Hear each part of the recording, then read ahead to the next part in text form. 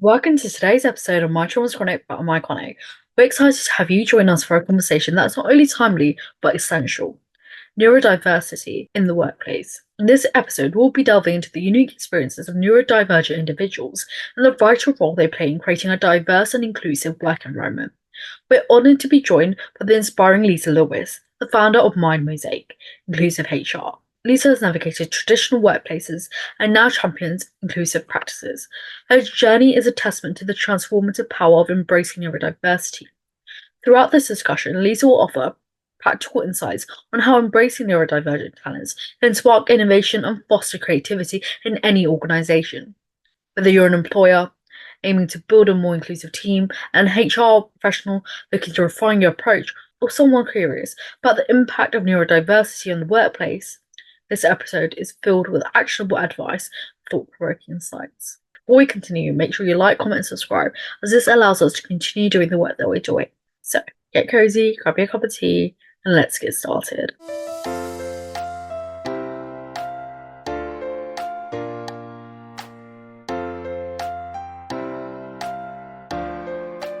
Can you describe a bit about your background and what you do? My background is a little bit convoluted. It's been a little bit all over the place. Growing up, I always felt a little bit different, didn't feel very smart. I had to work extra hard in school, and due to the fact that I felt that I was not an intelligent person, I didn't even bother applying to university. I was always a creative person, always painted. I worked in galleries, and so I decided to go to school for graphic design, not because graphic design was something that I was driven to do. It was just something in the creative field that I knew that I could make money at. Right before I was about to graduate from my graphic design program, a friend of mine asked me to go with her to the UK. And I had never been before. And she said, nothing ventured, nothing gained. And so impulsively, about 2 months before I was supposed to graduate, I decided to go for a visit to Scotland. And that month-long visit ended up being almost 3 years. I just kept meeting people and, getting other jobs and traveling to France and Spain and Wales, and really enjoyed it. And then I came home, and it just ended up being another series of events where in my head, I felt very I was always called the black sheep of the family. Always flitted, and everyone called me flaky. And that's how I felt, that I just couldn't, stay committed to a job, or I didn't know what I wanted to do. But by how I communicate and talk to everybody else, and who I am gets me other positions. So I end up working on a cruise ship for a number of years. I've been back and forth across Canada a couple of times. So after kind of a series of many, many positions, someone asked me if I wanted to work with individuals with autism. And at the time, I didn't even know what autism was. I was trained through the Behavioral Institute of California in applied behavior analysis, and I worked for the regional program back home in Toronto. And then I moved to the West Coast of Vancouver Island, and I worked for the regional program here, and then started working for different service providers, first as a frontline as a behavioral therapist, and then moved up through regional manager, HR manager, as well as director. At the age of 40, our director and CEO said to me, Lisa, you have adult, ADHD. And I was like, stop it. Like, I've been working with neurodivergent individuals for years, and I didn't realize or recognize the traits in myself. I did a little online test, and I think there was 12 questions. I got 11. So I was like, maybe she has something. And then I went for an assessment. And after the assessment, the psychiatrist actually said, you're the most ADHD individual I've ever met. Usually we start with mindfulness, but for you, we're going straight to Adderall. And I think that's where my pivotal point kind of happened, and the juxtaposition was a big turning point in my life, where I had been taught the medical model. I understood neurodivergent traits through the lens of a neurotypical, and then trying to relate these traits back on myself and use these strategies back on myself. It didn't, I couldn't understand it. I felt a huge relief where I had thought I was very stupid and unintelligent. And now realizing how my mind works, that wasn't the case. Like when I look back, like I've gone back to university 3 times. Like I've traveled to 45 countries. I've worked all over the world. And it was due to my neurodivergent traits. And I also, there was a grieving process at first of feeling very broken. And so that is when I started doing this deep dive in learning everything about neurodiversity that I could, all the strategies so that I could almost hide the fact that, I wasn't that productive or that I was flaky. And so I'm 49 now. It's been the last, almost 9.5, 10 years of doing this deep dive and understanding and again, being trained in applied behavior analysis, where I see how that process is not something that aligns with me now, but I do appreciate the learning of the science of human behavior and that every behavior happens for a reason.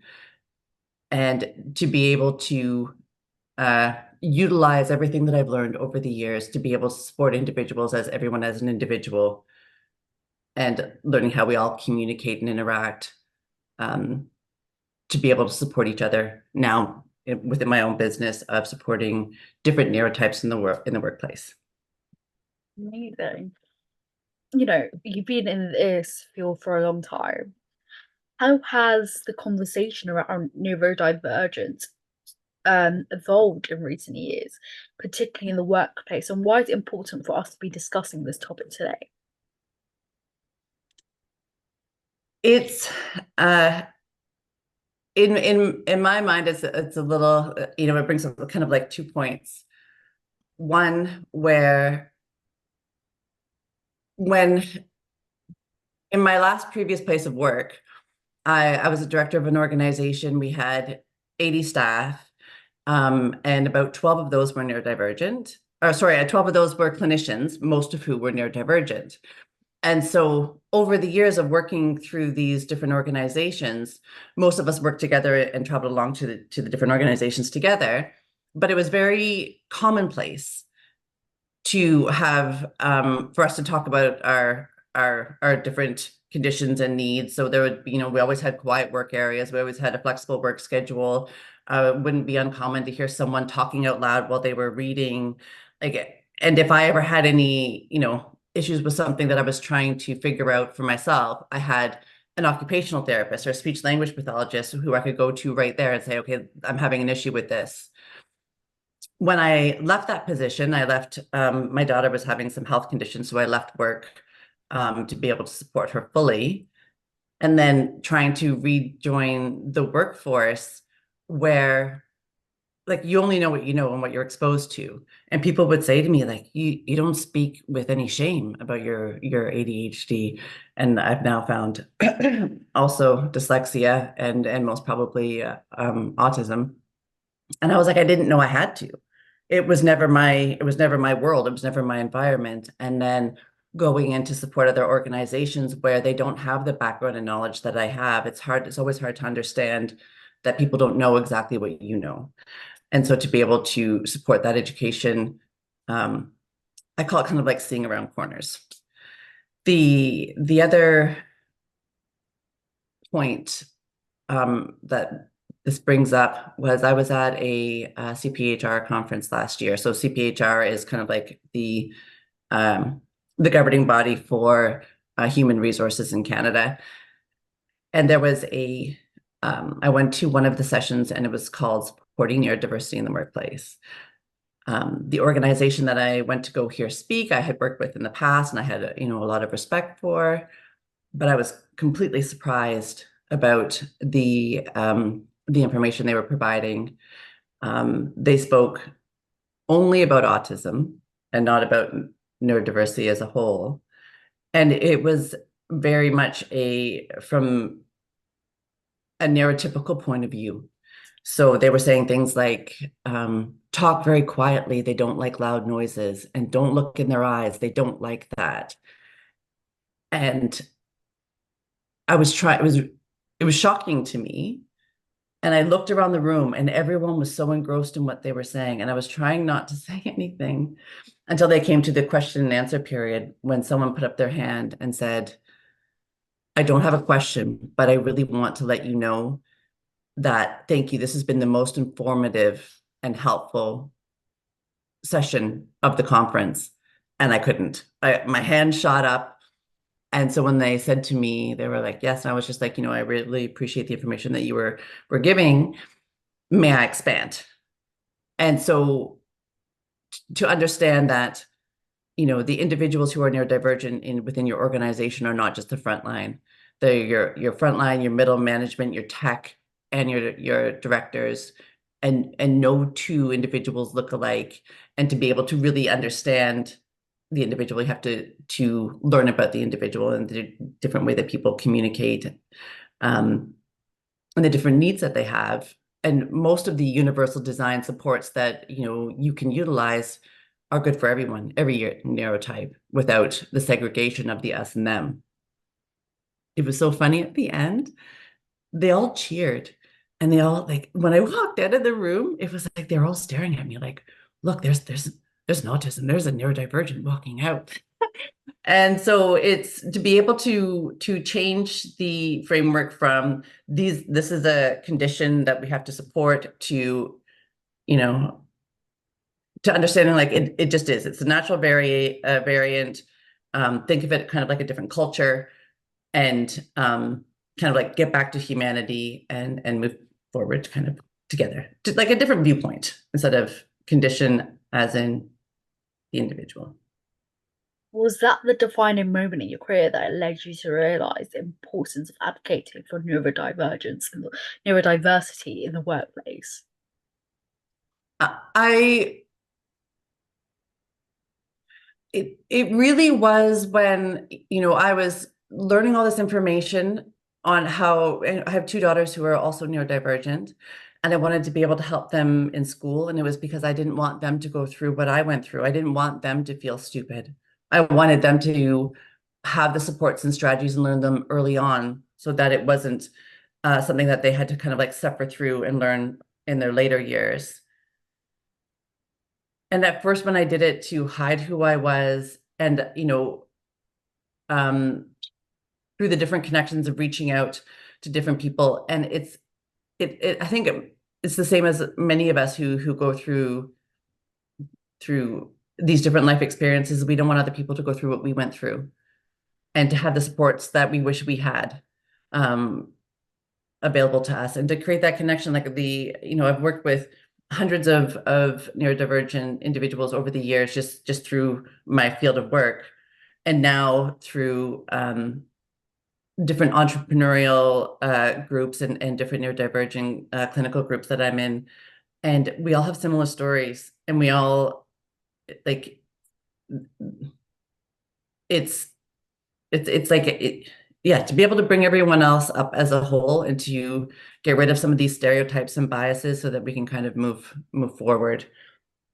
And also understanding that 53% of Gen Z, which is, I think that's like 11 to 25, represent as neurodivergent. And so now is kind of the time to create these understandings and supports, so that as we move into the future, we have happy, innovative workplaces. That's so true. I feel like people don't treat like work like how you treat schools, like in the aspect that you're spending most of your day there. It might take you up to 2 hours to travel there, 2 hours to get back, and then they go there for a minimum of 8 hours, and that's 12 hours of your day gone. And that's the most time that you spend with someone, and that environment is so important. I feel like there's two ways that like support goes in a workplace, where it's like you're incapable of doing anything yourself. So they're like, oh my God, you should do this, you should do that, you should, do you want this? Or they're like, treat you like a baby, like fussing over you. Or there's no support whatsoever. It's like, deal with it. And there's no in between, which is really funny. And you have to really fight for that in between. Some workplaces, they're great, and there's lots that just are not great. Yeah, it's funny. I've had individuals who have come to me and said, they've disclosed that they have ADHD or autism, and the workplace will say, okay, well, here's the accommodations that you're getting because I've read that that's good for someone with ADHD. So not asking, what this individual needs or having to fight for it. There's an organization in the UK actually, which taught me, I think, more than anything else. It's called Text Help. I don't have any affiliation with them. It's a software organization, a company that creates software for the software supports for different neurotypes. They put out a number of different webinars, and I think that's where it first kind of opened my eyes to how having these different adjustments available for everybody doesn't only help, having, the blocking for individuals who are dyslexic or the speech to text or having things written or being able to read aloud is good for someone who has like ADHD, is also good for every single neurotype. And it creates like more productive and inclusive workplaces because there's no segregation. You don't have to ask, disclose. Everything is available to you for you to utilize. And like, why not? Like, you know what I mean? That if it's an easy solution to just have all these different supports just available, why not do so? What common misconceptions about neurodiversity do you think continues to persist, and how do they affect workplace dynamics? I've been doing a lot of leadership training, and I think our social, my words are terrible, social culture today, where we are afraid to ask in case, we say something wrong, inhibits us from learning about the different neurotypes. And so what leaders have been saying to me is, can I do performance reviews with someone? If I bring them in, how much work are they going to be? Like, and what am I liable for? Am I allowed to fire them later on because they haven't gone to know about that person's skills yet? It's just, I'm supposed to hire diversely. This is something good that I can do, but I don't want it to be more work, and I don't want it for me to get stuck with a person that isn't able to complete their work or do their position. It's just the fear of the unknown. And so that kind of leads me back to, there was a research article that I read recently around communication, and it was almost like a game of telephone. So they had a team of autistic individuals, as well, neurotypical individuals, and then a mixed group. And they gave them problems to solve. And they also gave like the communication where they had to pass the information down the line. And it showed that the end result, the data showed that the two neurotypical the group of neurotypical and the group of solely autistic individuals had the best communication because it was kind of like they had the same kind of like communication systems. It was when it was the mixed neurotypes when there was a communication breakdown, or they were unable to solve the problem sufficiently because they couldn't communicate with each other. And so I think the misunderstanding is that it's like someone who has a different neurotype is broken or doesn't have the same capability as someone who is neurotypical, when that's not the case. It's just different ways of viewing things, completing things, and communicating. And it's not the a neurodivergent individual who needs to change. It's just the understanding of each other and being able to incorporate that into your daily work systems. Definitely. I do agree. I feel like communication is so important, but people think communication is often like verbal, and it does not have to be verbal. No. I feel like the No. easiest way to describe it is like when people are like, this meeting could have been an email. It's like you prefer that written communication instead of having, something, spoken to you at for an extended period of time. Um, Yeah, I it's funny. I've been listening to a lot of different podcasts um, hosted by different, organizational leaders and psychologists such as like Brene Brown, Adam Grant, Simon Sinek. And it's funny because they focus a lot on communication, but they call it, the internal or external processors, or the introverted or the extroverted. And it sounds like what they're talking about is the difference between different neurotypes without the labels. So it doesn't seem as intimidating. I don't even know if they realize that this is what's happening. But one of the thing, or a couple of the things that they have brought up is the fact that by calling it out, by naming it so that people understand what you're doing. So, if you're just like throwing out ideas, to say, I'm just throwing out ideas, or to say, like, for an example, I'm a late listener. If I'm concentrating, if I'm focused on something on the computer, I don't hear anything around me.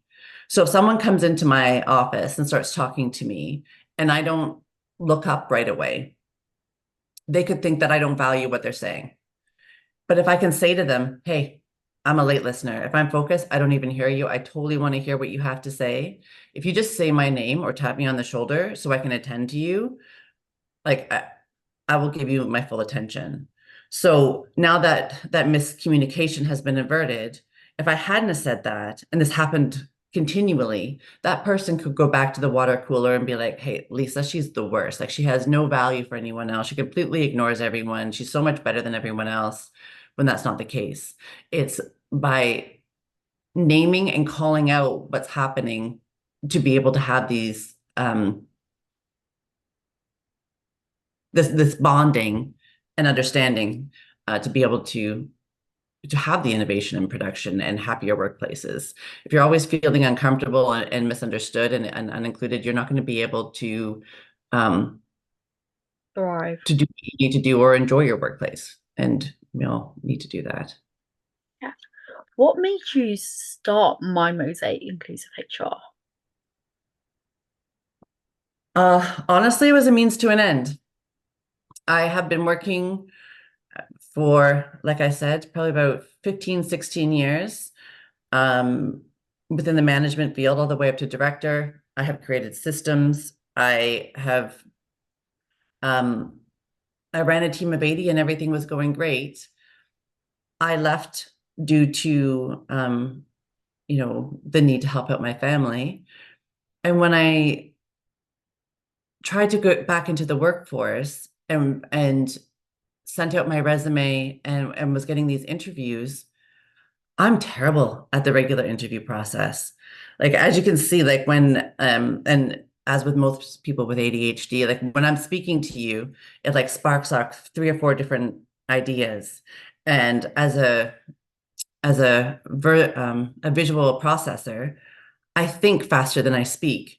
So half the time, the trying to get the words out there in an intellectual way that makes sense and is on the, not off topic, can be really hard. So if I don't tell anyone that, I need an adjustment or that I have ADHD, I blow the interview. But if I do say, may I have the interview questions first so that I can prepare myself, I got asked questions like, well, how are you going to be able to handle quick fire, questions or respond quickly if you need questions beforehand to prepare? So that person has decided even before the interview has started, that, I'm out of the gate. So due to this fact, I needed to work. So I started my own organization to be able to support others. And it's just there's such a need. And I think it's my niche, or the fact that I come from both sides of the fence, where I was a neurotypical working, or seemingly neurotypical working within the medical model. And then on the other side of the fence as a neurotypical and being able to know what I felt and know my biases and know I understand that point of view as well, to be able to create the information of, I get this. Think of me as an open book. You can insult me. You know what I mean? Ask any question that you're afraid to ask. This is the science um, of what, the different neurodivergent conditions are. This is what's happening within the body. This is what's the benefit to the individual with these different adjustments and understandings, the benefits to the organization, and to be able to lay it all out so that there's an understanding of why and the benefit makes leaders and organizations more comfortable with creating these universal design adjustments for everybody, or and taking the time to learn about the different communication styles for better workplaces. Can you describe a moment in your corporate career where you felt neurodivergence was misunderstood or overlooked, and how did that experience shape your future career choice? There's one time that I can think of that I don't know if it fits it completely, but kind of does, the question that you're asking. There has been so many times, like I used to have to take Ativan to go to work because I was so anxious about going. And one of my ex-colleagues used to call me an ADHD extravaganza because I think I was so rushed and so trying to fit in, and the feeling of shame of being broken and not as good as everyone else and trying to compare. And it came back to having supportive leadership. So one time early on in my management career, I didn't have any management training before I went in. I work within the healthcare field, so confidentiality was huge. I think it was Christmas, and I sent an email out to all of our clients and staff together. I think it was just information about Christmas, but I didn't CC, so everyone had everyone else's email address. And this was huge. This was a province-wide organization. It's a fireable offense. And as soon as it happened, I just remember my heart sinking, and I felt nauseous, and I wanted to run and hide. And I didn't even know what to do. I just remember sweating. And I went into the clinical director's office, and I told her what I had done. And she just it was the worst. She just kind of she put her hand on her head, and she's like, I can't save you. There's nothing I can do that. That's big. You need to be more focused. You need you messed up. And she's like, you're going to have to tell the owner of the organization, come in my office and we're going to call him right now. And I didn't know what the fear was so intense.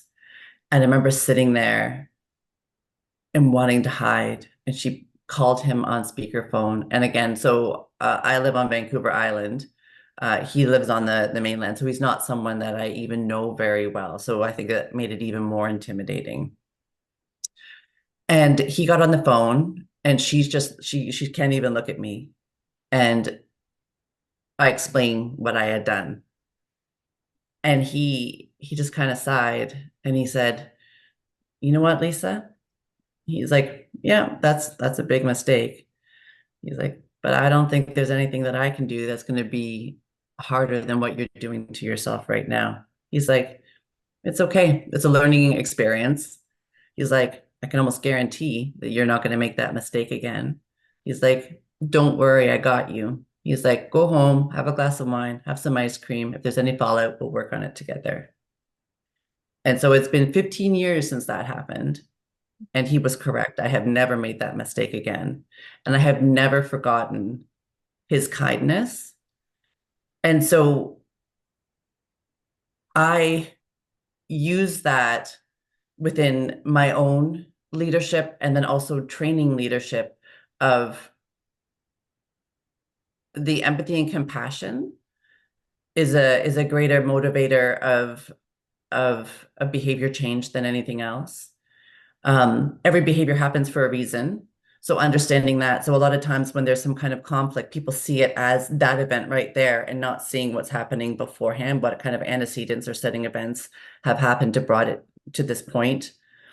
By the end of my management career within those organizations, we had high retention. I don't even remember having learning conversations. It's once you understand that, humans are innately good, and if you value the person and you work together whenever there is a situation, so accountability over responsibility, that typically working together, any kind of workplace issues can be worked on because there is typically a reason for every behavior. I feel like, it's like when somebody makes a mistake, I feel like, there's some mistakes that you can't reverse, like an email, can't reverse it. But it's like understanding somebody's intentions, whether it was malicious or not. I feel like often it's like, no, like things are not considered whether it's a mistake or not. And I feel like I've taken that into my management style. I'd be like, you know what, that's fine. Don't worry about it. It's fixable. It's hard, maybe hard to fix, but it can be fixed to some degree. Or just that reassurance because I know, I know that somebody wouldn't, like the people that I work with, won't do it intentionally.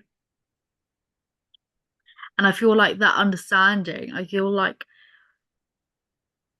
is so important because if the roles were was reversed, I don't know if I would be so upset.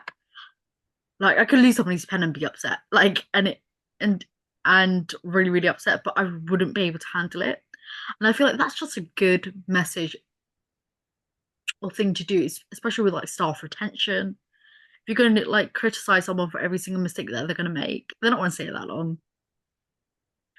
No, and like especially with the younger generation, they have like the feeling of being valued and that the work you do is purposeful is so much more important to the individual. If you're not feeling valued, they're going to leave.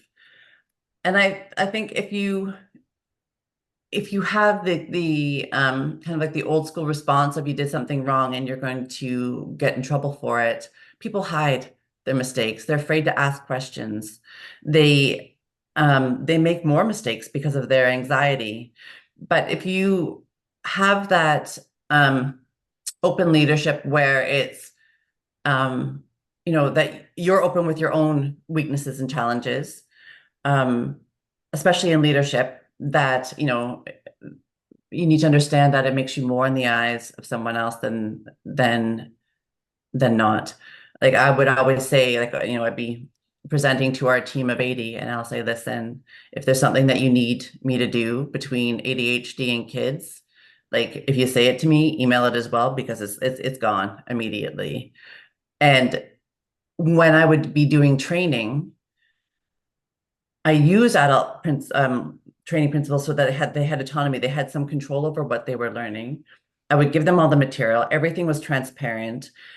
After they did their training and they had their observation of their skills, already knowing that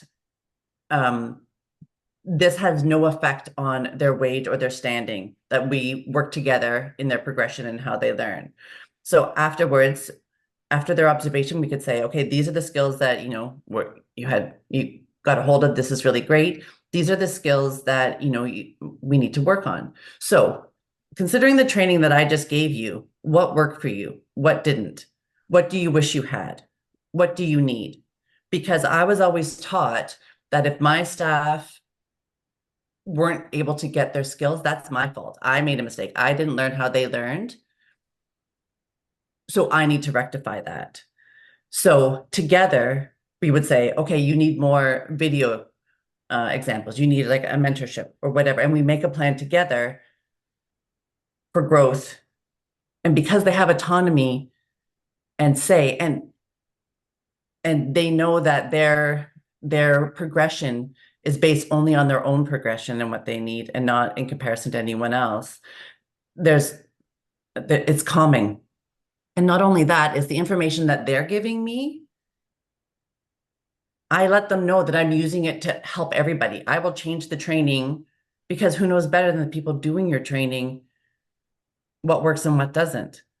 So it was like this constantly evolving training. And so it created this open door effect where my systems got great because of the information that everyone else gave me to be able to make those tweaks and changes. Has any of the challenges you had influenced the way that you have created Mind Mosaic? Yes, it's still still very challenging where I have this constant fight in my own mind of I can do this. I have been successful in the past. I am intelligent. To what am I thinking? You don't know anything. Like it takes you so long to, complete things without hard deadlines. Like it's been really difficult having my own deadlines that I'm only accountable to myself, and there's no other hard deadline. Where I, and also at the beginning where when I first opened MindMosaic, it was more education around the different neurotypes exactly. And speaking about the different traits of autism and ADHD and everything else, where now it's kind of more of a inclusive learning how each individual is in the intersectionality, and taking that information with myself and being like, okay, intersectionally, I have ADHD. I'm a mother. I live in a rural community. My partner works away. So having grace with myself and others to be able to have more, allow more time and understand my time blindness, time blocking. The other funny thing is after years of preaching all these different strategies, actually utilizing and trying them myself. I was talking about graphic note taking and sketch notes for years, and still trying to get myself to create things linearly and not understanding because it would drive me crazy because I couldn't see it. I couldn't see everything. And then all of a sudden, actually trying it, I was like, oh, it really does work. Or the science of understanding that not starting your day with emails because it almost creates like if you write on a whiteboard and wipe it off, all these different emails that you read at the beginning of the day, your mind keeps processing them. So to do your projects first, to lessen transitions. So walking the talk, I guess, is how I organize my time and what I do now, to be able to have a better work-life balance, understand myself and how I work best, going with your different states in the day instead of fighting it. Like there's kind of like 3 states of being for everyone every day. There's your genius state, the time when you're on fire and have that focus time. There's the kinetic state where you're kind of like, I can still work, but nothing that I really need, mental capacity. Like I can, have a meeting or I can answer some emails. And then there's your rest state where it's just like, I can try to work, but nothing's going to happen. So for me, that's 7 to about 12:1. My genius focus state is then. So anything that requires mental capacity, I book in the morning. Afternoons, meetings, emails, whatever else, after 5, I have planned 100 times to like go back on the computer. It has not once happened. And now I give myself grace and be like, it's okay to be done at 5. So to be able to utilize how my mind works best, other people this is also why it's a benefit to have flexible work schedules. Some people work best at night. Some people work best in the evenings. So to be able to, for you to get the best out of your employee, work, allow that flexibility so that they can work within their genius state and give you the best product or the best service. Mhm. What is, some core elements of inclusive HR practices that are essential for supporting neurodivergent employees, and why are they often missed in traditional HR policies? I believe it is, and I believe it's a lot harder within more established and larger organizations. Um, we all need the structure and framework of policies and procedures and how we run things, but we get stuck on following them to the T. And I don't think there's any better example of this than the pandemic, where we tried to create all these different policies and procedures of masks. And every time we created a policy or procedure around COVID, there was someone saying that doesn't work for me. That doesn't fit into this situation. And I think organizations have to understand to stay in the gray. Where yes, we have these policies and procedures. We need the structure to move forward and to have this organization, you know, stay together, but to take every instance as it is and to be thoughtful and use common sense to be able to maneuver around these different um, situations. And also, I find where, it's, and humans innately don't like change. And so when we are putting in these different universal design adjustments, there's the uncomfortableness of change. This is not Mm. how we've always done this. This is not going to work. And also, if I give people flexibility, if I let them work from home, are they going to take advantage? And so then you have people having kind of like the big brother where workplaces have put these devices so that they can tell when you're working and when you're not. And I think what everyone has to understand is I can Skype at home just as well as I can in the workplace. Let's say I'm working on a project and I worked really hard on it and I'm in the office and I send it, um, to my boss for approval. And she's just like, it's all right, I'll, and I get no acknowledgement for it or any kind of like time or attention for, the work that I worked so hard to give you. What do? It's coffee break. I'm going to do whatever. But if I've been working hybrid remote for 15 years and I have never lied about the work that I've done because I felt valued and I would feel bad not not doing what I said I was doing. So if you value your workers and by having these different opportunities for your workers to be able to have the different software, to have the flexible schedule, to have quiet workspaces, um, they're going to be like, wow, my organization actually really cares and values me. That's going to up your branding. They're going to tell their friends and they're going to stay loyal. They're going to stay with you because they're not going to get what you're giving them anywhere else. So if you respect your workplace, it actually makes it a lot easier. You don't have to put all those extras in. Everyone, no matter what you do, someone's going to take advantage a little bit. But at the same time, let's say someone's having a really hard day and they don't work, as hard that day and maybe push the boundaries a little bit. They needed that.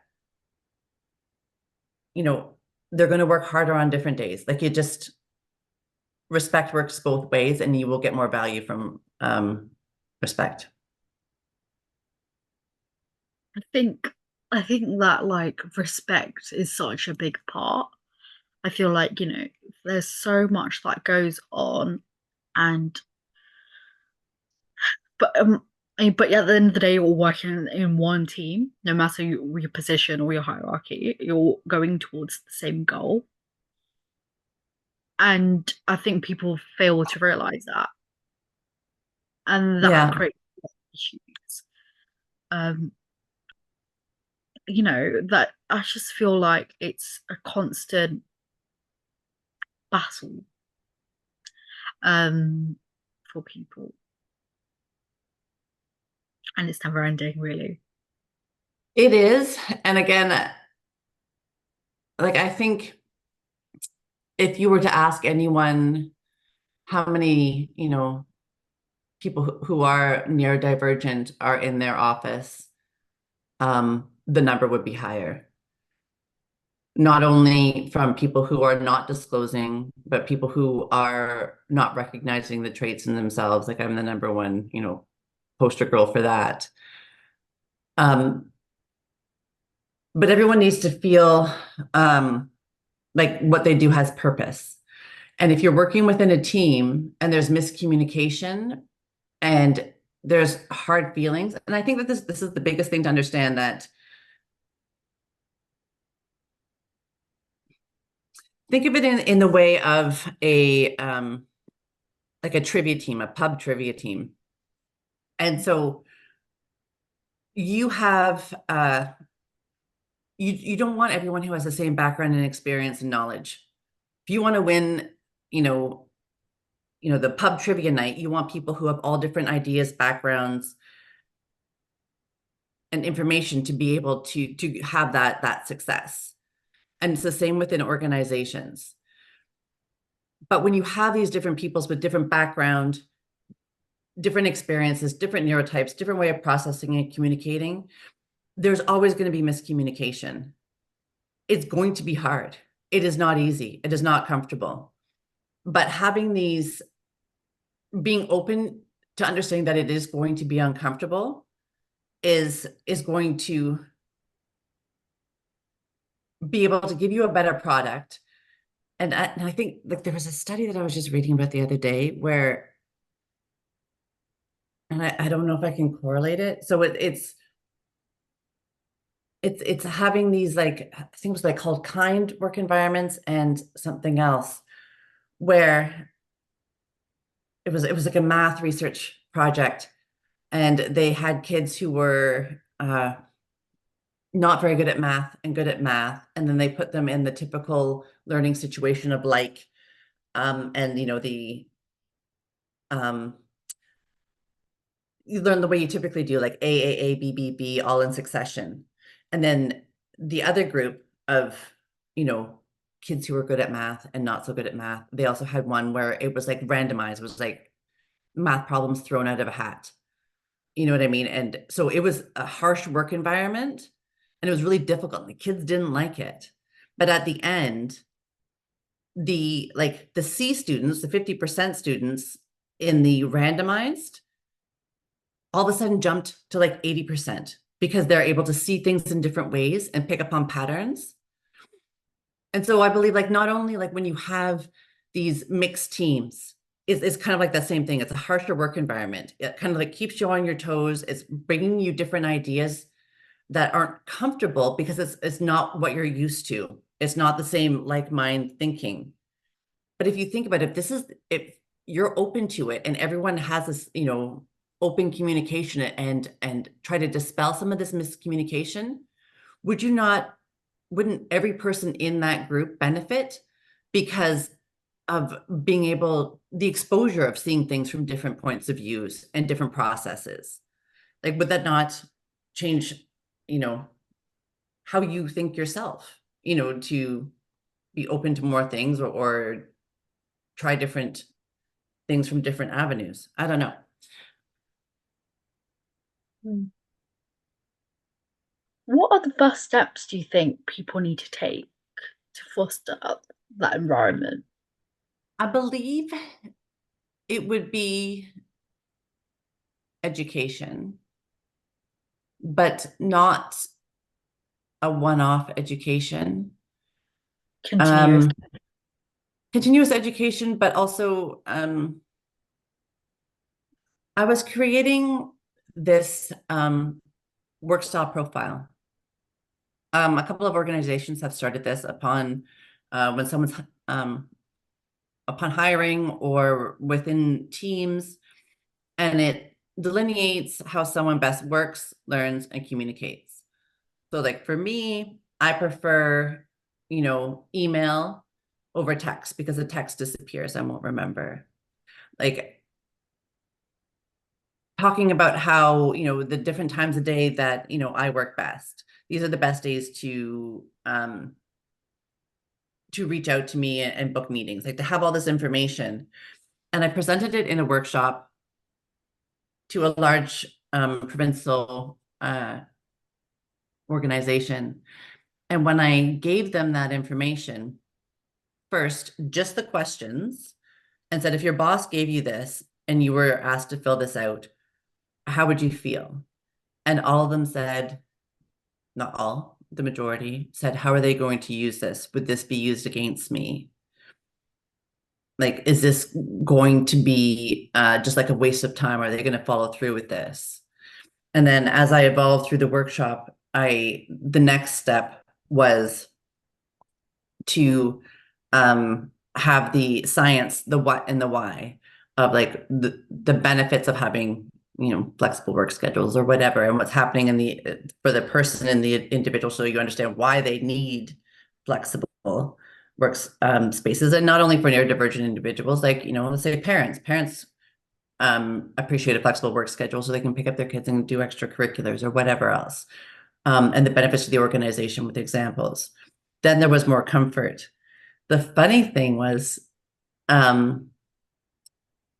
the final one was where I created an example of someone who had completed all of these questions, but used some graphics.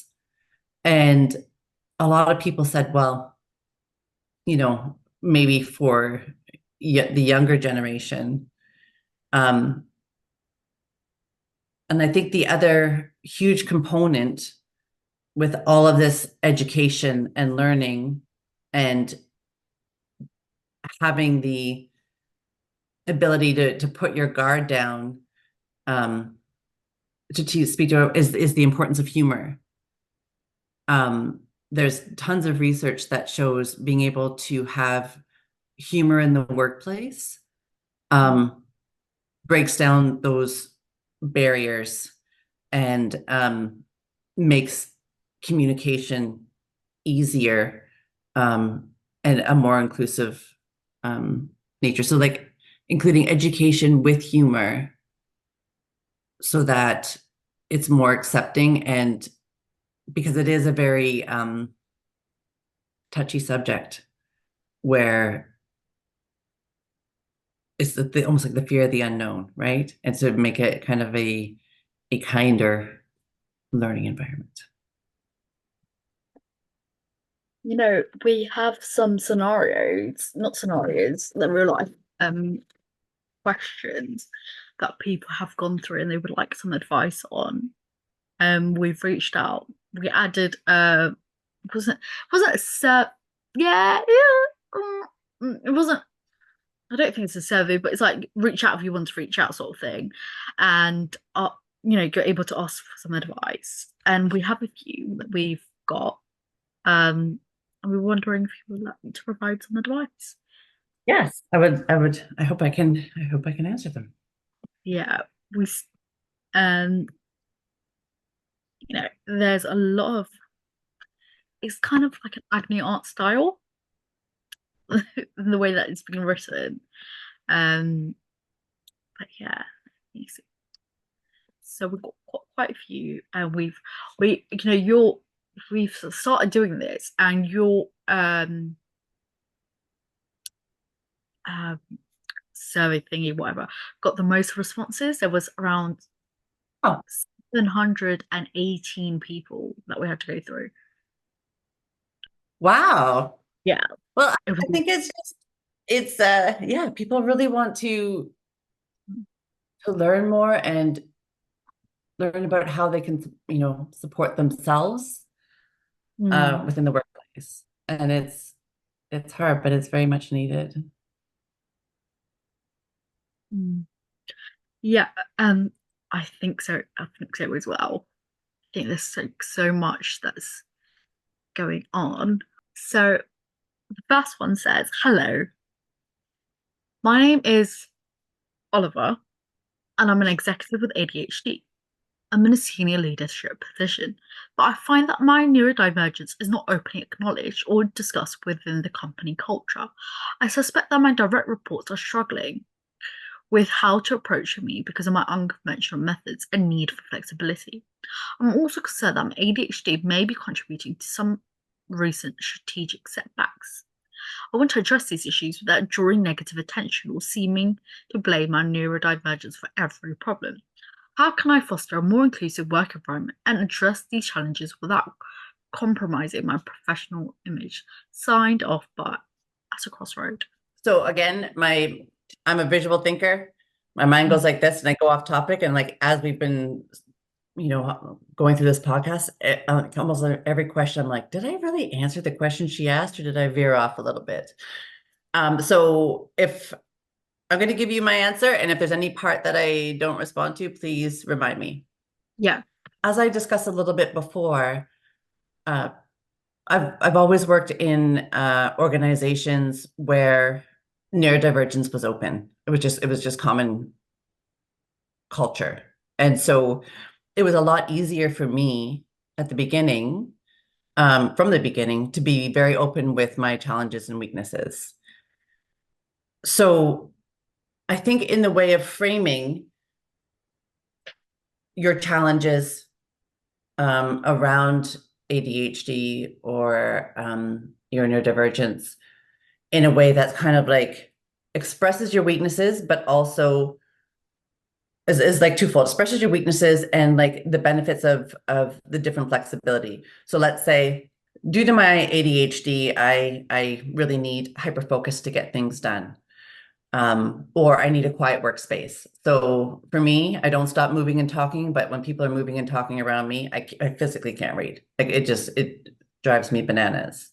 So to be able to say to my team, um, I'm going to have like these set work times from 9 till 11 where I'm not going to take any answers so that I can hyper focus and get my work done. And these are the times that I have open to be able to um, answer questions or to book meetings so that you're open about your diagnosis, you're open about your challenges and what you need, but you're also giving kind of like, this is what I'm doing about it. It's kind of matter of fact. This is going to benefit everyone, that I'm getting my work done or that I have these booked off times. And I was also, whenever I think and this actually might really benefit. The number one thing I did as a leader that benefited me and my team back and forth was the 15-minute conversation. So the organization that I was working for was it was a service provider. So most of the people were working out in the community. I didn't see them day to day. And all these problems kept coming back. The clinicians would come back and say, this person's not doing their data. This person doesn't know their skills. This person's always turning up late. And it felt like herding cats trying to get this information in. So what I did, and it started off as a triage where I decided that I was going to call each one of our staff and have these quick 15-minute conversations. And it was meant to be as triage. So I could find out where the fires were, hopefully before fires became bigger fires. And if there was any, clinical questions, I would know how to direct it. If they were missing materials, if whatever they needed, I'd be able to solve it or send it to someone else to solve. So that was the initial idea of what I was going to do. What happened was so much better and so amazing. And so I was transparent with the entire team and I told everybody this is what I was going to be doing. But our conversations were also about me trying to get to know them better and their needs and what they thought about the different systems within the organization. So when I called them, and I think I called, I don't know, 5 to 10 individuals a week and just kind of kept going out on rotation, I would ask them about how they are, their hopes and dreams outside of the workplace, what's working for them, what wasn't. And I was collecting all this data. So the end result was I ended up having these really great connections one-on-one, and I got to know all of my staff individually, which would never have happened. Let's say someone was telling me that they wanted to get into school to become a speech language pathologist. And I was like, oh, I didn't realize that. So I would arrange it so that they were on like a research project that had a language component, or working with a client who had a language component on it, to be able to bolster up their resume application and their experience. I was able to figure out where my training needed to be fixed. And they would always be like, you know what, you should try this. So I was able to tweak my systems by getting to know like all of these little things that end up being big anxiety producing things kind of seem to go away. And because I opened that door, and when people would say, oh, this is what works for me, and they would be open about different strategies about it, and I'll be like, oh, I'm going to try that. Like anything that you can give me, give me. And people will come to me without me asking and saying like, oh, I thought about this, for a service we could provide. I thought about this, because we had that comfort level back and forth. So being able to create that one-on-one connection with my team helped more than anything. So that would be probably, if something that would be great to try to be able to, if people are afraid to approach you or not knowing how to handle, um, you know, to discuss ADHD because they're afraid of insulting you because you're a leader, to be able to create those connections and understanding. Professionalism is really hard, and there's a fear of looking unprofessional, and it's funny because it is so. I think almost as I age, it's getting harder and easier in some ways. Where now, as I get old, like clothing has always, bothered me. But now, like any kind of like restrictive clothing or professional clothing drives me bananas. But you still want to look professional, or um, even things like if you're sitting in an office having a meeting and sitting in a chair upright. Like it's always been, a joke that, I've always sat cross-legged. Like this chair that I'm sitting in now, I can move around in like 15 different ways. Or with someone speaking, like for me to take it in, I need to doodle. I need to draw little flowers or something, but it looks unprofessional. So I think by starting these possibly with these open, these one-on-one conversations, and opening it up for that everyone can kind of like add to the pot, let's say, of what's acceptable and what's not, or bring it out in the open that it's okay to fiddle or to draw while you're talking, and understanding that it's not rude. You know what I mean? So there's like a group understanding or a group contract that we're going to be open to these different things so that it's comfortable for everyone and everyone has a kind of workplace. The other issue with if there was, your ADHD has caused issues with your production or different issues within the workplace. It's hard to answer that one not knowing exactly what the issues were. The other thing that I have learned over the last 9 years is we have, without realizing it, have engineered our own environments to be successful. Like I didn't realize that, I have a notepad in every room. And I do that so that because I feel like I'm like at that movie Memento, that I need to like tattoo everything on my body because the next day I'm going to wake up and forget everything. Everything has to be written down or it's gone. So everybody has their own different strategies, and learning from each other is one of the best ways to learn about strategies. Also, just because you have ADHD or dyslexia or autism doesn't mean that you know everything that works for you. Like I'm constantly learning and relearning, or learning and, well, I guess relearning because I forget everything. Different strategies that work. And I think the next step after that is understanding, especially with ADHD, where we are interest-based and novelty-based, where there's so much shame around everything that we've done. So let's say, you discovered, someone told you about this great new agenda. And so you spend all this time putting it together and making it work. And it's like, oh, now I'm actually going to be on time and things are going to work out really well. And it works for a couple of weeks. And all of a sudden it's not working anymore. And you're like, why? Like, everyone else seems to be able to do this. Why can't I just stick to this one thing? Understand, you're interest-based, you're novelty-based. The novelty is gone. So that agenda did what it had to do. It got you through those couple of weeks.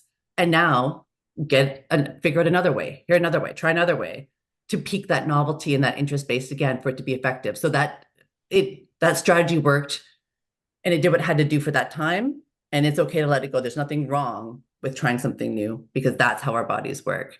So a lot of grace with that. And yeah, and I guess too, it's just like in smaller pilot projects, like slowly start having those conversations to create the comfort level to be able to grow it larger, to have that openness and truly understand that showing your weaknesses makes you more in the eyes of another than less. Yeah. Did I get it all? Yeah. You go. Sorry, it's a lot of words. I got a lot. It's okay. That's absolutely fine. This is quite a difficult one actually. I'm Amelia, and I'm a manager with ADHD. Recently, I've been struggling with conflicting reasonable adjustments for myself and one of my team members who's also neurodivergent. I need a structured, predictable environment to focus and manage my time effectively, but my colleague has requested more flexibility in their schedule to manage their own needs. This flexibility causes unexpected changes that disrupts my workflow, and my request for more structure feels like it might infringe on their accommodations. Don't want to undermine anybody's needs, but I'm finding it hard to balance my needs with theirs. How can I handle this without creating tension or appearing unsupportive? Stuck between needs. It's so hard answering these questions because, like, first of all, this is my jam. I love problem solving and creating systems, but without knowing a lot of details, so I can give you a generalized and hopefully um, it kind of works out. So is there a way of melding the two? Like I discussed before, there's our genius state, our kinetic state, and our kind of like rest state. So if you know that, the way that I structure my days as a manager with my need for, and again, like also too, like ADHD and autism together, they conflict and support each other in so many different ways. So the way that I was able to structure my week that felt comfortable for me as well as for my team, that gave me the structure, but also flexibility, was that I went into the office like Tuesdays and Thursdays. That's what worked for me. And those were the days that I booked all my meetings, like there was nothing, it was all about the people, whatever they wanted me to do, whatever needed to be done. I was all over the place. Mondays and Fridays, 100%, I didn't book anything. Those were my days where I could not be distracted. I needed to, first of all, coming off the weekend and going into the weekend, I like that kind of like buffer state, but it was my heads down days. And like I was able to just have no distractions, like understanding that, if I don't answer an email on a Monday, it's not going to happen for other people as well, like unless it's like really urgent. And I was able to focus and get large quantities of things done. Because when I'm in hyper focus, I can work. Like, I don't even know how many times I found my meal or my coffee in the microwave because I'm heads down working. If the two of you can kind of figure out a time or schedule that works for both of you. So like for me, like it could be like Tuesdays, Thursdays, or like, I try not to book meetings in the mornings because that's the time when I'm most focused.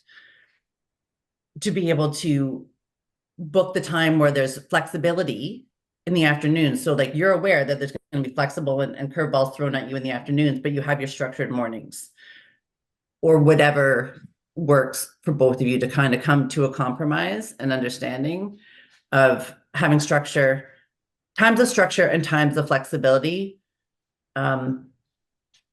Because really, if it's not a life or death situation and you have, your flexible times in the afternoon, I think creating that understanding is also really helpful to kind of like ease anxiety to know that, yeah, I've got you in the afternoons or you know what I mean? I don't know if that kind of answers the question. Hopefully it gives some ideas. I'm Fiona, and I've recently received some accommodations at work due to my neurodivergence. I have sensory processing disorder. My employer has allowed me to work in a quieter area and to use noise cancelling headphones. However, I noticed some resentment from my colleagues who see this as special treatment, and I made comments about fairness. I don't want to create conflict, but I also don't feel like I should have to justify my accommodations. How can I handle the situation diplomatically without disclosing too much personal information? Walking on eggshells. This is exactly the reason why I love universal design. To be able to have, like, I loved my old workplace when I was working within a team because we had a larger collaboration space where we had tables where we could sit and walk, talk and work together and work on projects together. But we had multiple different rooms that when people wanted their one-on-one time or quiet time, that you could go in and just work. And it was available to everybody. It doesn't really matter what diagnosis, whatever, right? It just was allowed. And like you definitely with sensory processing, like I said, I cannot read, I cannot think, I cannot process if people are moving and talking around me. It just doesn't happen. But the thing is, doesn't someone who is neurotypical work better if they have, the possibility of having a quiet workspace? So I don't know if people are aware of the diagnosis and they don't need to be. But you can see how human behavior, if they don't know exactly why you have the quiet workspace and why you're using the headphones and they're not, it's just human behavior. People are going to be like, that's not fair. Why does she get this? Because they don't know the what and the why. And also, it like being able to offer it to, like, for managers to see that offering these universal design options. So let's say the boss designed the office the way that my old office was done, that there was the collaboration spaces and the single spaces and everyone could work better. How does that not lead to cohesion? How does that not lead to more innovation, more production, better quality services, people who are happier? Like it's a win-win to be able to get rid of the us and them, and just everyone would benefit from noise canceling headphones if they want to use them. Some people work better with music. Some people need complete quiet. Some people, you know what I mean? Just, it doesn't matter your neurotype. But I hope that Fiona, that your workspace is open to something like this, or the conversation. And I don't feel like it's your responsibility to explain yourself and everything that you do. But also understanding the reason for their behavior as well is because of the not knowing and not understanding. And so we need to start having grace for one another to be able to be open to answering each other's questions so that we break away from these miscommunications, and support each other. Yeah. What I personally think, I feel like this question is, because people can write where they're from as well. And I can tell the difference between work cultures. It's not what I don't know why I'm hiding. I didn't say where. So it's from America, and I'm like, explains a lot. But in the UK, everybody, as long as you get the work done at the end of the deadline or whatever, it's good enough. There are some places that might be terrible. But it's I often, I 100% agree with you because again, I've been doing this research and all the things for the last 10 years. The UK and Australia are far and beyond what we're doing in Canada and the US. It's still very structured, very old school, needing a medical note, going through 100 steps to be able to get something, the S&M, and it's nitpicky, not everywhere, and like not to generalize. And all of the great learning and all of the great strategies and organizations, particularly, have been coming from the UK. And I think just because I lived in the UK, I'm all my chips and curry heart is still there, and wanting to be there. But at the same time, too, with all the different colleagues and associates that I have in the UK, they are saying, yes, we're moving forward, but there's still a long way to go. And it's, and I think that's like anywhere, it's like the more that we're open and able to share this information, the more willing people will be to trying these different strategies and being more open. It's like, it's so hard moving away like from what we know and what we're used to and what we're accustomed to. But I think just starting these conversations and hearing more lived experience and stories, like podcasts like these, and showing that, yeah, there is benefits and it's actually not that hard, and to take the fear out of it because you're able to have these conversations with people, I think will help us move forward in these circumstances. yeah, definitely. I think it's just so, I feel like, anywhere you go, like you said, there is going to be a difference in terms of, nothing's going to be perfect. Um, nothing's going to be perfect, and it's going to be continuous improvement. But I think it's also important to acknowledge when, somebody, in this case, a country, is like doing really well, um, despite its, there's still challenges. And I feel like there's some things that I'm like, even when because of the podcast, it's not just UK based guests. So even the way when even neurodivergent people talk about neurodivergence or neurodiversity, you can hear there's a massive difference um, in the way they talk, the way they, I don't know, like just most things in general. I think they might refer to them that don't know the difference between neurodiversity and neurodivergence when speaking and like little minor like things, um, which I often like find interesting actually, because I'm like, And um, I believe it's also in the approach mm, where, and there's been a big backlash, especially in the United States, over EDI initiatives. And I don't know,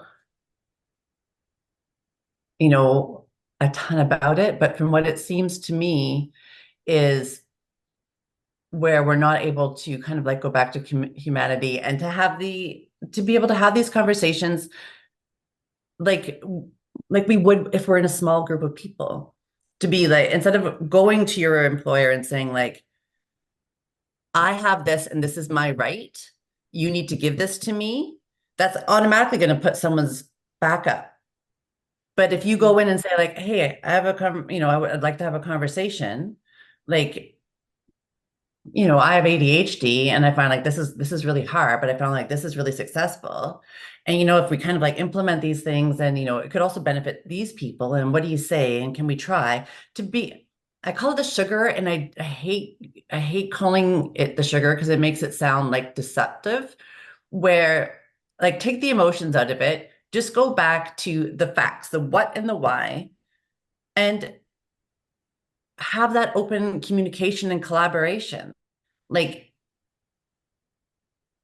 it's only going to benefit. yeah. I feel like a lot of neurodivergent people.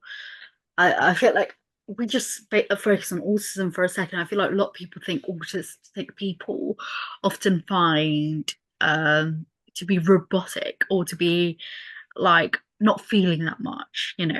but often it's not the case. It's that you feel too much. You feel Oh, everything like really, really intensely, and and it's very hard to keep within your window without, I know that like when I'm going to my professional meetings, like, oh, you're distressed, you're upset. And I'm like, no, this emotion makes me this I'm feeling emotions, which is normal, but they just exhibit very differently from the average person. You know what? I've never articulated that in a meeting, but I'm able to now. And I'm like, it's I don't I think there's this expectation that, you have to be very much in control, but some things make you emotional. Some things do make you upset. It's not because it affects your life. Because, some people, let's just say you have a 9 to 5 job, but when there's anxieties and stuff involved, it's not really a 9 to 5 because you're worrying like hours before you go to work, the night, hours after work. Oh my God, I have to come here again tomorrow. Oh my God, the weekend is ending. So it's not really a 9 to 5 job when you have to worry about work in any sort of capacity.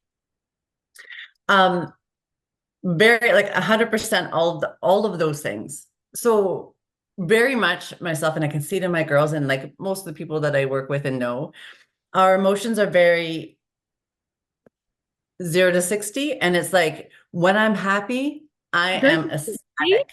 And when I am hurt or sad, it is devastating. And Hmm.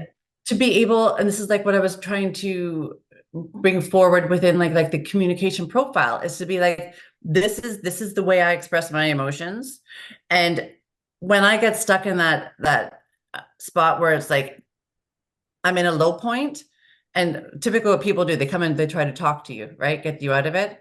It'd be like, the only thing that can get me out of it is time and quiet. So like, I really appreciate what you're doing, but just give me some time. And like, even when I know I'm overreacting and my emotions do not fit the situation, like it is ridiculous that I am this hurt for that. It doesn't make sense. It doesn't make sense to you or me. I get it. Just give me some time and just let me like move out of that. Um, and also prosody. Our if we talk too loud or too quiet, and this happens quite a bit with neurodivergent individuals. And there was a funny story where I was I had a problem that I was speaking. I called another, it was HR manager for Vancouver Island, and I was calling another HR manager on the mainland. And so I knew them by phone. I had never met them in person, but we didn't know each other very well because it was just by phone, right? And so I had a problem that I wanted her advice on. So I'm talking to her and I'm just talking out loud. Like I did not, it was just like, here are the facts. But like my daughter always tells me I'm yelling. I don't even realize how loud I'm getting. It's just how I talk. And so I'm just kind of like throwing out different ideas and throwing out whatever. And all of a sudden she said, Lisa, it's okay. We'll work it out. We'll figure it. It's going to be okay. You don't have to worry. And I was shocked. I was like, I'm not worried. And to be able to be like, oh, okay, I'm a loud talker. I was just throwing out ideas. And so we actually had a big laugh about it afterwards. And, we kind of like brought it up as kind of like a joke. But if you don't have the comfort level to say that, that's where you're going to get those clashes again, right? It's yeah, communication is huge. And to use humor and to have um that comfort level to be able to say these things so that like we're always at work. Be happy at work. Be nice to one another. That's it. Yeah, I agree. I feel like that's one of a great message to end on. It's a bit Mhm. comfortable. You know, if we look back on our conversation, we discussed so many different things in such a short amount of time. What do you think is the most important takeaway or message you want our audience to remember? We all have bias. It's human Mm. nature. It's not bad to have bias. It's how um it's how we move through life. It's who we are. It's what you do with that knowledge and understanding, to be able to reflect on yourself and to be able to sit with the uncomfort, Hmm. to be able to make these changes and to be open to um to other ways of doing things and understanding, it'll benefit anyone. Okay, one last thought. So let's say you're having a conversation with someone and you ask them a question. I'm just going to make it a ridiculous question. So I'll be like, hey, Joe, I'm going out to get sandwiches. What kind of sandwich do you want? And he's taking a really long time to respond. And you're Me like, thinking I'm getting stressed. and you're like, I feel like personally, I feel really, really uncomfortable with open air. It makes me insane. It makes my mind go everywhere. I feel really uncomfortable. And I'm like, why is he thinking? And so then what I do, I say, well, would you like turkey or ham? Right? I give him another question. If I now know, if I had a conversation with Joe before that, and he's like, I'm an internal processor. And sometimes it can take internal processors up to 60 seconds to respond.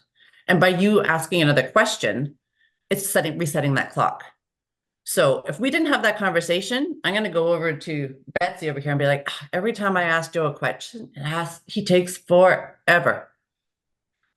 But if I know that he's a slow processor and me asking a question is going to reset it, when I ask him a question, all of a sudden that time has value and I don't feel uncomfortable with it because I understand why. Right. And it's not a lesser intelligence. It's not anything else, but just an internal or an external processor. Then all these like side talks and water cooler crap that's happening lessens. He feels valued, that he doesn't feel uncomfortable. He'll probably be able to answer in a more timely fashion because there's not that pressure of it's taking me so long. There's an understanding. You know what I mean? Like everybody is different. Everyone has their own needs. It doesn't matter, neurotypical, neurodivergent. Everyone has strengths and weaknesses. Just be open to trying new things and coming at things in different ways. And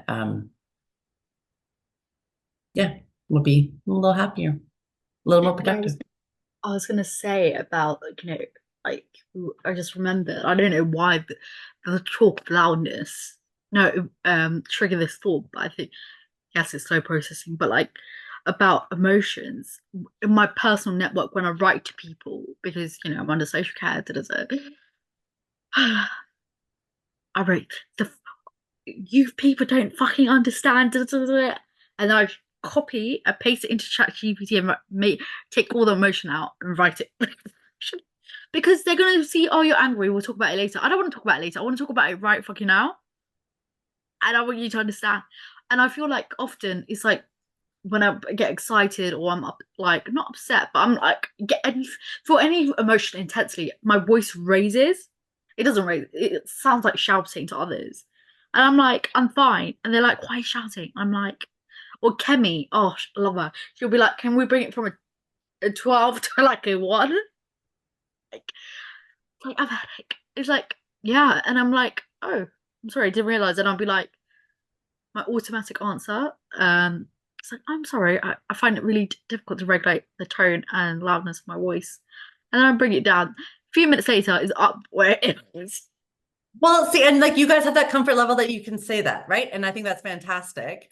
And also, like I apparently being on Zoom or FaceTime, I automatically start yelling. My daughter, because like my husband works away and we're always Zooming. And so she's just like, oh my God, you're yelling. I forget what I was gonna say. Oh yeah, email.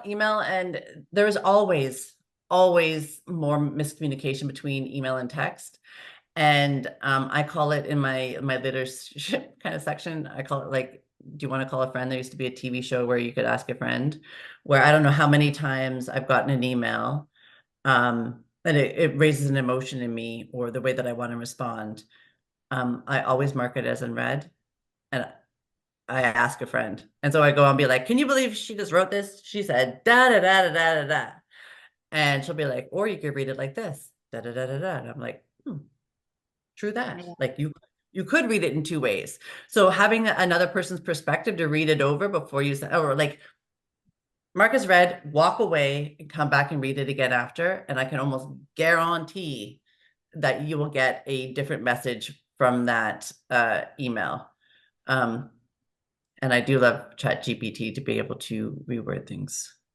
for us. Yeah, because I'm like, Feel like because the love. emotion that I'm feeling, trust me, it feels like somebody has punched them right in the face when I do send emails. Mm, Like, but I feel like, when I was, no, I don't know, I'm 18. I don't know why I said when I was younger, but I was going to say when I was younger. Yeah, when I was younger, yeah, that works. A few years ago, like, I think most of my life, I thought I'd be a certain type of manager, very, get shit done. I do get shit done. No, maybe that's not the way to phrase it, but I'm very strict. I'm very, like, unflexible. I always saw myself as very unflexible. Turns out I'm the quite the opposite. And I'm quite nice to myself. Like, there's nice, like, either need be nice and be like generous and nice. And it's really weird because I'm like, instead of saying I'm angry at you, I'm like, I'm a bit disappointed, but it's fine. Like, even the way that I phrase things, because I'm like, I think people have expectations on how they be a manager or, like, chief executive or whatever, but you're totally very different from the way that you thought you would be. Like, yeah, I'll fire them, I'll get rid of them. Not like Yeah, that. it's and I think we have our traits that are our own traits, but they change with time as well. They change, you know, from hormonal teenagers to the different situations that we're in, and the fact, we're still learning and evolving in who we are through our 20s and 30s and 40s. Then you hit menopause, which throws another, whole big, hammer in the, and I don't even know what, makes it even more difficult. I'm into So yeah, so yeah, really focusing on intersectionality of all the things in your life, and seeing and having grace for all the things in your life as well as everyone else's. Because there's my favorite word is sonder. It's the realization that everyone has that each passerby has a life as vivid and complex as your own. And if you understand that you don't see someone as autistic or ADHD, there is a complex, vivid person standing in front of you that has I can't say the word inclusive. intricacies. I always get stuck on so many words. There's huge complexity, and I for myself, the way that I have kind of like helps get into that mode is, especially with ADHD, like when someone asks you a question, it sparks an idea and you want to answer, like you want to tell your story or your thought. So I have a mantra of listen to understand instead of listen to respond. And it gives me this weird calm, like I don't have to say something or to respond. And the amount of learning and understanding I have gained from being able to tell myself that, just to like sit back and really listen and not worry about my response. If I need to, if it needs to come out, I write it down so I don't forget, and then that's calming as well. But it's Mm. just like it makes a huge difference if you kind of your mindset a little bit. Sorry, I can smell pizza, but I know my pizza's not here yet. That sounds good, actually. Yeah. I mean, I do this thing where I order two, like, large Dominoes and have it over, like, a course of a week or so. the only time I seem to order pizza is when my husband comes home. He's gone 4 or 5 weeks at a time, then he's home for a week, and then the week that he's here, it is meat, potatoes, and pizza. That's pretty much for the entire week, and then I'm done with it for a while. So you're waiting for another, like, 5 to 6 weeks now. Yeah, we eat a lot of ice cream. I don't know how he still is alive and walks around because he doesn't eat a vegetable. But yeah, the week that he's here, we I we feel eat well. like men's bodies get away with a lot more than female bodies. I don't understand. Like I really don't. Like even putting like celery and spaghetti sauce. He's Yeah, yeah, I'll be like you you do need that. some fiber. You need some fiber, man. Like There's this lady, she's from the UK, and her child, I think he's like 22 months old. He doesn't eat celery. I mean, not celery, he doesn't eat vegetables at all. Um, so she has to, like, blend it in with the sauce So it's like just sauce, and he's just eating it away. Yeah, Oh, I do I that. think that children I might. hide a lot of things. He's 50 years old. I hide so many things in his food. And you're like, oh, this tastes good. What did you do? Did you do something different? And you're like, no. And then you're like giving in like, I know half the time I kick him out of the kitchen so he can't see what I'm doing. smart. I think our children may have orphan. I don't know, but yeah, Yeah. they're, uh, it's about to have a. I think we might have a storm. It's heavy wind. Are there any upcoming projects, events, or resources you'd like to share with our audience? And where can our listeners find you or connect with you to stay up to date with your work?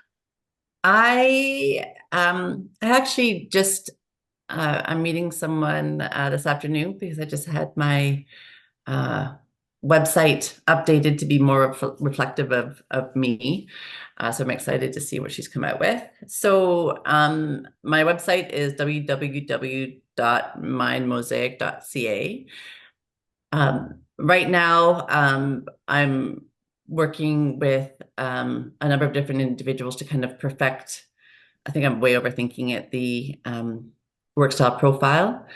And I've moved more towards working with leaders and pilot projects um, in creating this understanding between communication and collaboration of the different neurotypes. Um, and I have a number of speaking engagements coming up. So one thing that I am doing, and I think it's kind of like a cheater way, and I don't know if it really is or not. I've gone back to school to learn visual note taking to kind of walk the talk of the benefits of retention and comprehension if you use visuals when you're doing your note taking, as well as I have a terrible memory. And so if I'm standing on stage presenting at a conference, I can't use my usual notes as I would on a webinar. And so I'm creating graphic note taking to be able to show the benefits, but as kind of like cheater notes, because I'll have it prepared. So yeah, that's kind of another new avenue that I'm getting into. But if you have any questions, please do feel free to message me on LinkedIn or through my website. Amazing. And this all will be linked down below. Finally, what is one thing that you're grateful for today? One thing that I have been searching for that I finally realized has kind of come is contentment. I'm so grateful for contentment. There's been a constant anxiety of getting better and learning more and not knowing enough. And right now I've created this world where, I can work from home. I'm doing what I'm passionate about and what I love. What I've learned has helped others and helped my own family. Um, and it just seems like I don't need more. I feel content, and I'm very grateful for contentment. That's amazing.